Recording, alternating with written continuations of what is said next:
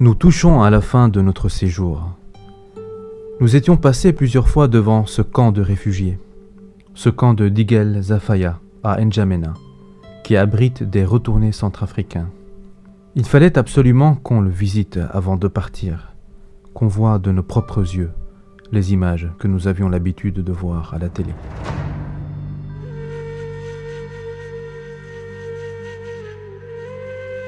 Quitter son lieu de vie pour un abri temporaire est quelque chose d'inimaginable pour nous, nos habitudes et notre quotidien.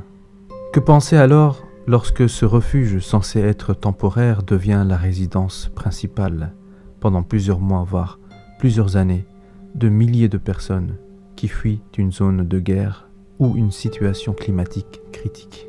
Après des heures et des jours de marche, voilà qu'ils se retrouvent déracinés, loin de leur pays d'origine, dépossédés de leurs biens et n'ayant aucune ressource pour vivre.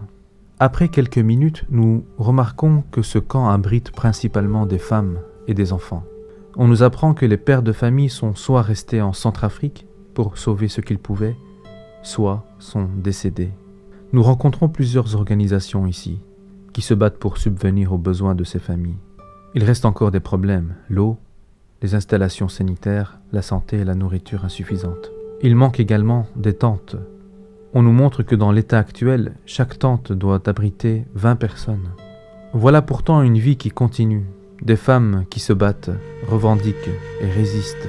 Certaines d'entre elles arrivent à développer une petite activité au sein même du camp, afin de subvenir aux besoins de leur famille. Ce moment furtif passé en compagnie de ces réfugiés a suffi à nous secouer.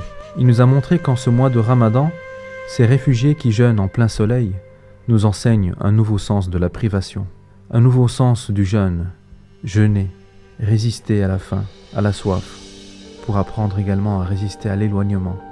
Nous apprenons un sens troublant de l'exil, au moment même où nous nous préparons à rentrer en France dans 2 jours. On ne peut s'empêcher, en voyant ces sourires et cette joie de vivre, de se souvenir que ces personnes sont en réalité privées de leur demeure. Et, au-dessus de tout, ils sont privés des gens qu'ils aiment.